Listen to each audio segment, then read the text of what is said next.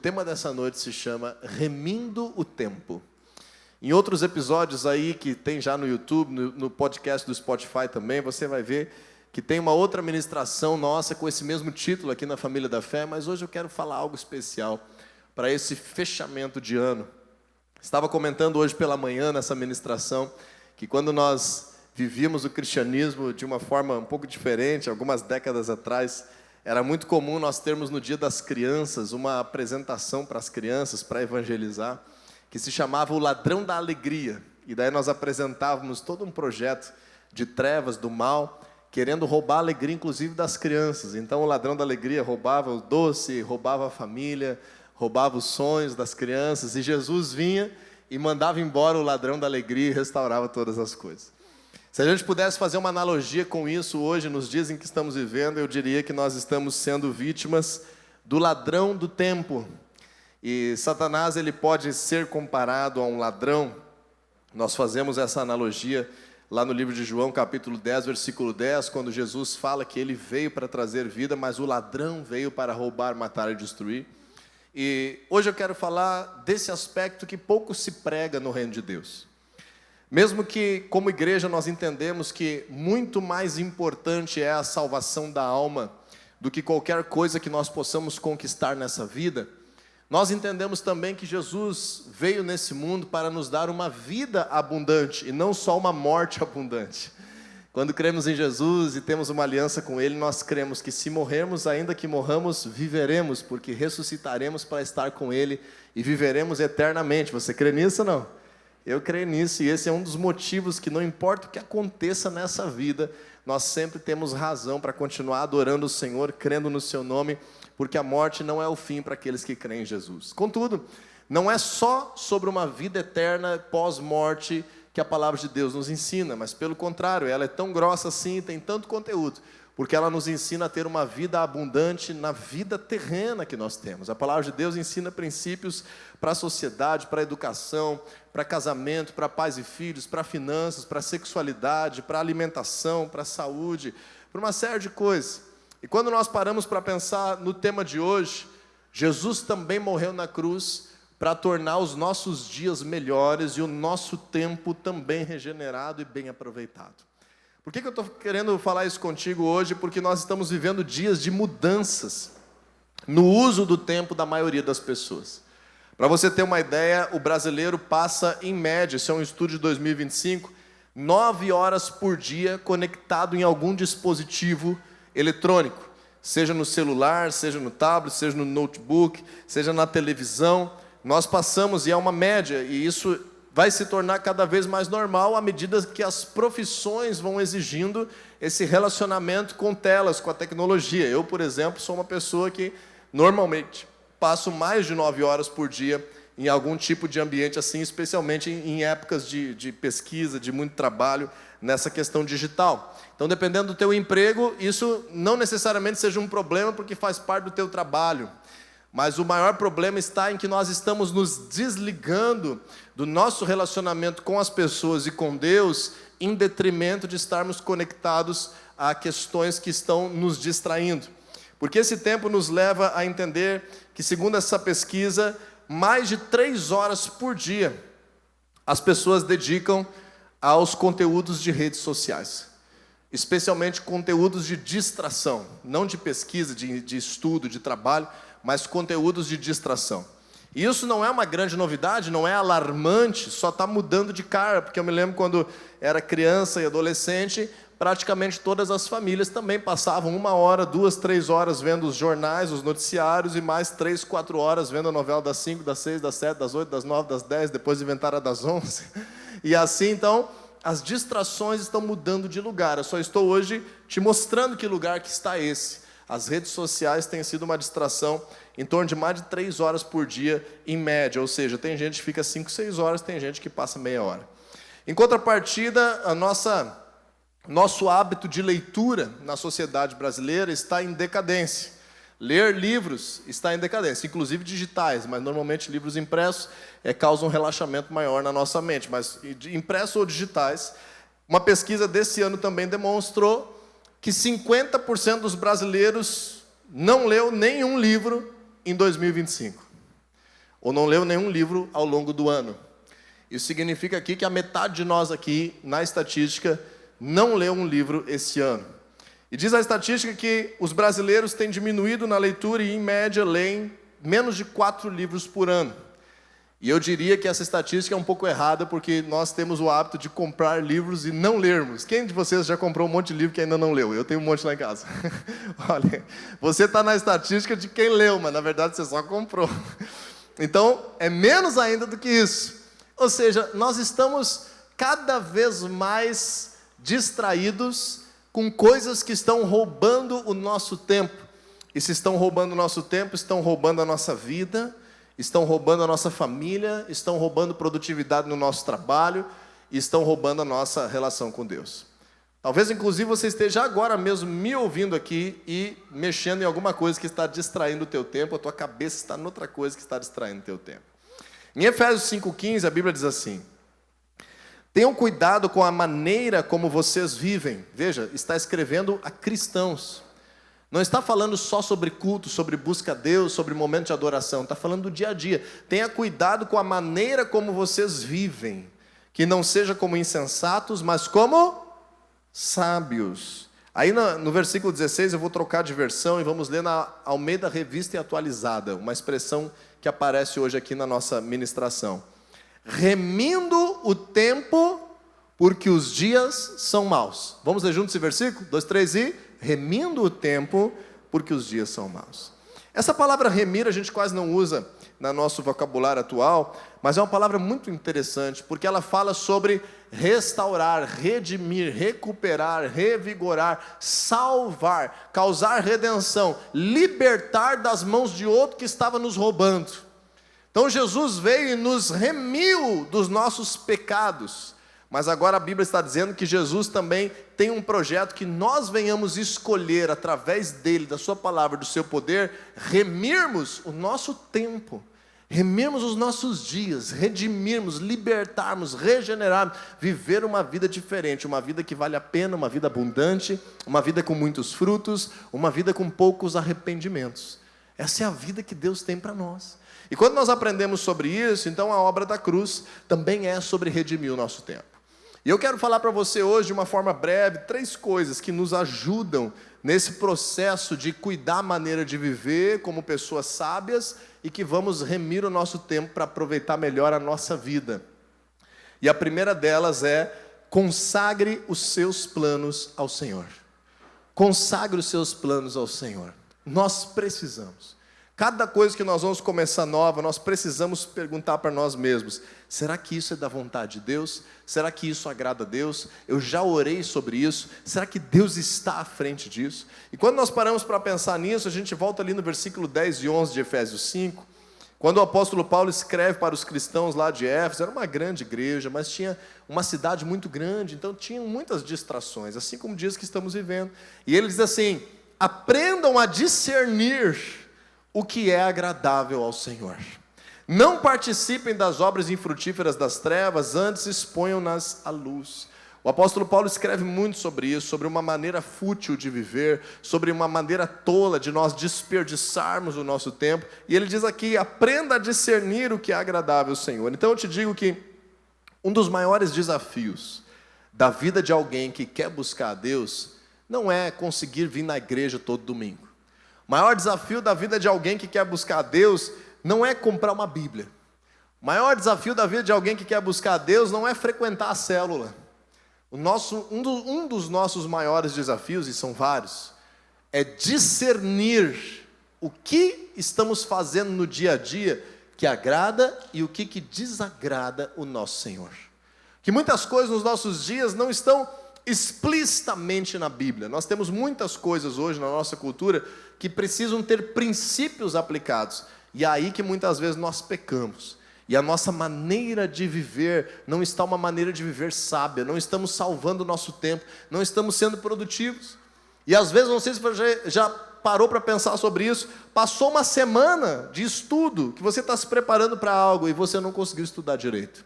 Passou uma semana de trabalho e você não conseguiu render direito. Passou uma semana especial com a tua família, ficou um tempo a mais em casa e você não conseguiu cultivar esse relacionamento. Por quê? Porque Satanás trabalha para roubar o nosso tempo. Então a primeira coisa que nós temos que fazer é consagrar as coisas a Deus. E consagrar as coisas a Deus envolve duas coisas. Primeiro, você analisar aquilo que você tem feito, a tua rotina, os teus hábitos, e colocar isso em oração. Submeter isso ao conselho de cristãos mais maduros que possam te ajudar em relações de discipulado e perceber se não existem coisas das trevas que estão te atrapalhando. E às vezes são pequenos detalhes. São pequenos detalhes, nós vamos falar sobre isso hoje ao final, que acabam tirando os propósitos de Deus na nossa vida. Então, consagrar a Deus muitas vezes está em nós revisarmos se as coisas que estamos fazendo, por acaso, não estão infeccionadas aí por artimanhas das trevas. E a segunda coisa está em Provérbios 16:3, se você quiser deixar marcado Efésios 5 lá comigo, que vai dizer para que nós venhamos consagrar os nossos planos, tudo que nós fizermos ao Senhor. Consagrar ao Senhor significa santificar. Significa apresentar diante de Deus, dedicar a Ele. Como disse o apóstolo Paulo, tudo que façamos, façamos como para o Senhor e não como para os homens. Em outro momento, 1 Coríntios 10:31, ele escreve, quer comamos, quer bebamos, façamos tudo, alguém lembra o versículo? Para a glória de Deus. Ou seja, eu começar a voltar a minha vida para agradar a Deus, e não somente naquelas coisas que eu julgo como sendo religiosas, mas em toda a minha forma de viver. Então Provérbios 16:3 vai dizer, consagra ao Senhor tudo que você faz, e os seus planos serão bem-sucedidos. Você quer que dê certo os teus projetos de vida? Quer que dê certo a tua família? Quer que dê certo a educação do teu filho? Quer que dê certo aí o manejo com as tuas finanças? Você quer que dê certo as tuas emoções? Quer vencer a tristeza, o medo, a angústia, a ansiedade? Você quer viver e realizar sonhos na tua vida? Consagra ao Senhor tudo que você faz. A Bíblia está dizendo, e todos os teus planos serão bem-sucedidos. Tudo vai dar certo. Agora pode ser que quando a gente vai consagrar, a gente discerne que aquilo não deve ser feito. A gente discerne que aquele plano não é bom. A gente discerne que aquilo não vem de Deus. A segunda coisa que eu preciso te dizer, para remir o tempo, além de consagrar os teus planos ao Senhor, é aproveitar as oportunidades. Aproveitar as oportunidades é um aspecto essencial da vida cristã. Porque muitas vezes a gente acaba esperando que Deus resolva a nossa vida, e não entendendo que o Senhor quer participar da nossa vida. Em Filipenses 2:13, a palavra de Deus diz que o Senhor é quem efetua em nós o querer e o realizar. Ele não efetua só em nós o realizar, Ele efetua em nós o querer. Então isso significa que a nossa vontade vai mudar e a nossa ação importa em produzir as coisas para frutificar de acordo com a palavra de Deus. Eu já vi muita gente reclamando com Deus, mas estava de braços cruzados esperando que as promessas se cumprissem. E nós precisamos trabalhar e viver com as obras da nossa fé. Então ali em Efésios capítulo 5, versículo 15, agora lendo na NVI novamente, que nós dissemos, tenha cuidado com a maneira como vocês vivem, que não seja como insensatos, mas como sábios. No versículo 16 vai dizer assim, aproveitando ao máximo cada oportunidade, porque os dias são maus. Aproveitando ao máximo as oportunidades que Deus nos dá. E uma coisa que nós temos que entender é que quando nós vivemos uma vida com Deus, significa que o Senhor vai causar coisas novas na nossa realidade. Deus deseja causar novidade de vida. Deus produz novidade de vida. Observe a criação. Observe a terra, observe o dia, a noite, observe as aves dos céus, observe as plantas, observe todas as coisas e veja se Deus não está sempre renovando a vida. E assim o Senhor quer causar dentro de nós, novidade de vida. Então nós precisamos estar abertos a aproveitar ao máximo as oportunidades. Por exemplo, você está hoje aproveitando ao máximo essa oportunidade que você está tendo de buscar a Deus? Quando nós estávamos adorando a Deus, você estava conseguindo aproveitar ao máximo essa oportunidade? Quando nós oramos, você está conseguindo orar e aproveitar ao máximo? E já aconteceu comigo, de eu estar orando, e de repente tem uma coisa que eu me esqueci, e eu tinha que ter feito antes, e eu tenho que dar uma pausa ali para resolver, porque eu perdi o meu tempo antes, e agora isso está distraindo a minha busca a Deus. Eu tenho tentado fazer esse exercício, de mergulhar ao máximo, nos momentos que Deus está proporcionando, e aproveitar ao máximo as oportunidades. Só que o diabo trabalha sutilmente, justamente, para que a gente esteja aqui no culto, com a cabeça em levantar, ir no banheiro, ir na cantina, fazer não sei o quê, mexer no celular, que a gente esteja na célula pensando em ir embora, pensando no problema que tem que resolver amanhã, pensando não sei o quê, que a gente pegue a Bíblia para ler e lê meia página, daqui a pouco já está pensando numa outra coisa, se distraindo, olhando o celular, e não estamos aproveitando as oportunidades. Então, se você quiser remir o tempo, aproveite as oportunidades. 2 Coríntios 5,17, lá na NTLH, que é uma outra versão da Bíblia, diz assim: quem está unido com Cristo, que é uma nova pessoa. Acabou-se o que era velho e já chegou o que é novo. Já chegou o que é novo. Diz aí para quem está do teu lado, na vida com Deus, nós vamos viver muitas coisas novas. Meu queridão, se tu é daquelas pessoas que não gosta de mudança, Deus tem que trabalhar isso na tua vida. Porque nós temos que ter mudança. Na vida com Deus é uma vida de mudança. Jesus fez um monte de milagres. Cada um foi diferente do outro. Jesus não curou uma pessoa igual a outra. Jesus contou parábolas aonde ele ia, uma diferente da outra. Cada um dos seus discípulos era diferente do outro. Jesus não pediu para ninguém imitar ele, ninguém se vestir igualzinho a ele. O nosso Deus é um Deus de novidade. De novidade. E nessa temporada de 2026, nós temos que crer nas coisas melhores e maiores que o Senhor tem para nós. Está fazendo sentido para você? Está entendendo aí? Então, primeira coisa, consagrar os seus planos a Deus. Segundo, aproveitar ao máximo as oportunidades. E a terceira coisa, e talvez mais importante nessas estatísticas que eu te trouxe hoje aqui, eliminar distrações. Elimine distrações. Quando a gente entende isso, nós vamos conseguir analisar a nossa vida para ser uma vida muito mais eficaz. E quando eu falo uma vida eficaz, eu não estou falando em você trabalhar 18 horas por dia e esquecer da tua família. Eu não estou falando em você viver dentro da igreja 7 dias por semana e esquecer do teu trabalho. Eu não estou falando que você tem que agora ficar junto com o teu filho, vendo as programações que ele gosta, brincando com ele, ser negligente com o sustento da tua casa ou com a arrumação da tua casa. Não estou dizendo isso. Cada coisa tem o seu momento. Eu estou dizendo para nós percebermos que existem coisas, situações, distrações que o diabo usa para roubar o nosso tempo. E aquilo não foi produtivo para ninguém. Aquilo não edificou em nada. E às vezes aquilo está nos dominando, está nos viciando. E isso é que nós temos que dar uma atenção nessa palavra de hoje. No versículo 18 de Efésios 5, havia uma realidade na cidade de Éfeso. Imagina, essa cidade não tinha tecnologia, não tinha luz elétrica, não tinha, sei lá, não tinha coisas impressas, não tinha baralho, não tinha sinuca, não tinha bola para jogar bocha, era dias 2000 anos atrás. O que o pessoal muito fazia? Se reunia para se embebedar. Muito fazia. O pessoal se reunia para se embebedar. Então o apóstolo Paulo está sugerindo que elimine essas distrações no versículo 18, e está dizendo o que para essa igreja de Éfeso? Não se embriaguem com vinho, que leva à libertinagem, mas sejam cheios com o Espírito, com E maiúsculo. Quem é esse Espírito? É o Espírito Santo, é o Espírito de Deus, é a presença de Deus. Ou seja, o apóstolo Paulo está dizendo, está anoitecendo aí, antes tu tinha o hábito de ir lá, encher a cara, fazer farra, falar coisa que não prestava, te arrepender do teu comportamento, ficar louco de dor de cabeça no outro dia. Tira essa distração da tua vida e reverte isso para aproveitar o teu tempo, buscar a Deus, ser cheio da presença de Deus, receber uma alegria sobrenatural e fazer coisas que você não vai se arrepender. E hoje eu te diria algo parecido com isso, numa pergunta assim: com o que você tem se embriagado? E às vezes nós não estamos nos embriagando com bebida alcoólica, e não devemos realmente, não devemos.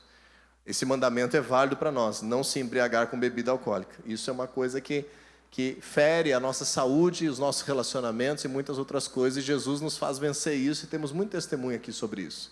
Não estou falando hoje nesse aspecto de estar entorpecido com alguma substância química, alguma droga, e devemos buscar ser libertos disso também, mas isso não é o que nós estamos falando aqui hoje. Eu quero falar aqui hoje com algo que tem sido mais comum, coisas que têm nos embriagado, que têm nos entorpecido, que têm tomado a nossa mente, dominado o nosso coração e não edificado. Tem muita gente hoje que está embriagado com jogo de aposta. Tem muita gente que está embriagado com série para assistir na televisão. Tem muita gente que está embriagado com notícias de futebol. Tem muita gente que está embriagado com músicas que não edificam em nada, que só falam besteira, porcaria, que você não queria que o teu filho escutasse, mas você escuta. Tem gente que está embriagado com fofoca, não consegue ficar sem falar dos outros. A sua vida é falar dos outros e deturpar a imagem dos outros. E isso embriaga, isso adoece, isso envenena, isso causa problema espiritual. E eu não sei o que é a tua tentação de ser distraído. Lá no livro de Neemias, nós vemos Neemias estava construindo os muros de Jerusalém, reconstruindo, reformando, e ele fez isso num tempo recorde, em 52 dias, ele mobilizou a cidade para reformar os muros.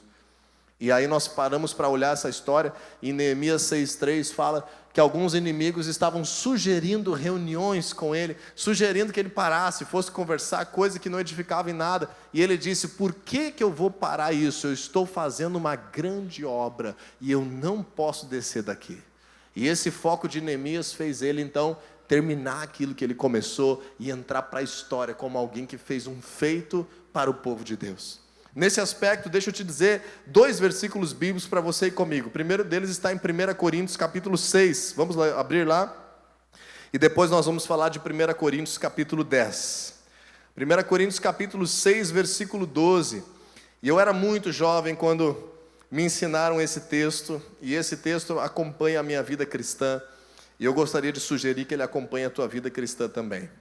Esse texto é um texto muito importante porque nos faz aprender a discernir coisas de Deus em cada fase da nossa vida. É o conceito de que em Jesus nós temos liberdade, então tudo nos é permitido, especialmente coisas que não são nitidamente pecaminosas, mas nem tudo o que não é pecado convém. Nem tudo convém. Por exemplo, eu estou aqui com a minha camiseta molhada hoje, me empolguei nos abraços do batismo. Estou com uma regata por baixo, uma regata por baixo. Convém eu ter tirado a minha camiseta e estar pregando de regata, na formalidade que nós temos de um ambiente transmitido pelo YouTube, na frente de 300 pessoas, convém isso, será? Como um papel que eu estou representando hoje? Não convém. Talvez se eu estivesse na praia com a minha família, não tinha problema nenhum. E não é me proibido isso, não é um pecado. Mas convém ou não convém? Não convém. Então não convém para mim, não convém para você também vir no culto assim. Então nós temos que pensar em cada detalhe das nossas vidas. Temos que pensar na forma que a gente se veste, nas palavras que a gente fala, nas coisas que a gente escuta, na forma que a gente se porta, em como nós somos no trânsito. Esse dia eu estava falando aqui, nós temos café com os homens quartas-feiras de manhã, às 6 da manhã. Não venha nessa quarta, nós não teremos agora mais em final de dezembro, nem janeiro. Mas venha depois, participe conosco. E nós estávamos dizendo que fizemos adesivos novos para carros. Tem lá na livraria, você pode adquirir e botar no teu carro, adesivo da Família da Fé. Só tem um requisito para usar esse adesivo: tem que dirigir que nem crente. Esse é o único requisito. Porque muitas vezes nós estamos sendo cristãos dentro da igreja, mas no trânsito nós estamos sendo representantes de outros princípios. E aí passa o carro ali, está o adesivo ali. Não convém. Mas não é que não convém usar o adesivo, não convém dirigir desse jeito. Não convém falar com a tua esposa desse jeito. Não convém ser ciumenta desse jeito. Não convém um monte de coisa que é permitido. Então em 1 Coríntios capítulo 6, versículo 12, a Bíblia fala assim: tudo me é permitido, mas nem tudo convém. Tudo me é permitido, mas eu não deixarei que nada me domine. O que tem dominado a tua vida e o teu tempo hoje? Nós fizemos um propósito esse ano de ficarmos um ano sem ingerir nada de açúcar adicionado em nada. Açúcar industrializado adicionado ou adoçante adicionado em nada. O único açúcar que a gente ingeriu foi o que resulta da ingestão de carboidratos ou de frutose. Não ingerimos nenhum açúcar. E isso não é fácil. Faltam alguns dias para nós finalizarmos esse propósito, vamos falar disso daqui a pouco. Não é nem um pouco fácil. Porém, nós percebemos o quê? É muito comum nos dias em que nós estamos vivendo, de as pessoas serem dominadas pela comida, dominadas pela gula, dominadas por coisas que estão lhe adoecendo, mas que simplesmente dizem, eu não consigo. E assim tem gente que é dominada pela pornografia, dominada pelas redes sociais, dominada pela uma fala ríspida, dominada por um vocabulário chulo, dominada por coisas que não edificam em nada. Então é tempo de você discernir, eliminar essas distrações. O que são coisas que eu tenho feito que não convém para 2026 e que estão me dominando? E a segunda coisa é um pouco mais sutil, está agora um pouco mais para frente, em 1 Coríntios capítulo 10, versículo 23 agora. Vamos ler juntos? 4 capítulos mais adiante, 1 Coríntios 10, 23, o apóstolo Paulo vai falar a mesma expressão, mas com um final diferente. Ao invés dele dizer, não permitirei que nada me domine, ele está refletindo sobre outra coisa. Tudo é permitido, de novo, mas nem tudo convém. Tudo é permitido, e agora olha a sutileza disso, mas nem tudo edifica, nem tudo constrói, nem tudo resulta em coisa boa. Eu costumo dizer o seguinte, quando o pessoal me pergunta algumas decisões de comportamento, que às vezes o pessoal quer saber, isso eu posso fazer ou não posso, isso é bom de fazer ou não. Eu digo assim, em alguns casos, eu digo, olha, isso é daquelas coisas que assim, ó, se tu fizer, não vai te fazer bem, mas pode ser que não te faça mal. Ou seja, ou você vai ficar sem ser edificado em nada, ou vai te fazer mal. Por exemplo, ingerir bebida alcoólica. A Bíblia fala sobre embriaguez, mas ingerir bebida alcoólica, tecnicamente, não é proibido biblicamente, a não ser que você esteja infringindo uma lei, dirigindo ou coisa assim. Ou se você for alguém que está sendo tentado por isso, sendo liberto disso. Porém, te acrescenta no quê? Te edifica no quê? Então esse é o tipo de resposta que eu digo, olha, isso é daquelas coisas que não te faz bem nenhum, mas mal pode fazer. Então a pergunta é, para que fazer? Escutar canções que não glorifiquem a Deus. Ah, uma canção bonita, não sei o quê. A maioria hoje das canções brasileiras fala de adultério, de sensualidade, de ir para o motel, de trair o marido, de estar sendo traído, de uma série de coisas assim, ou de idolatrar alguma coisa, ou de drogadição, ou de farra. O que isso edifica? Isso edifica no quê? Entende? Então você começar a pensar nas distrações, coisas que às vezes não estão te dominando, são esporádicas na tua vida, mas não precisa, não edifica, não está te construindo em nada. Quem sabe é tempo de Deus te chamar a atenção nisso e você remir o teu tempo. Então, para nós remirmos o tempo, primeira coisa, diga aí comigo, consagre ao Senhor os seus planos. E o pessoal não está crendo, estamos sem fé. Eu vou começar a pregar de novo. Abra a tua Bíblia no livro de Efésios, capítulo 5.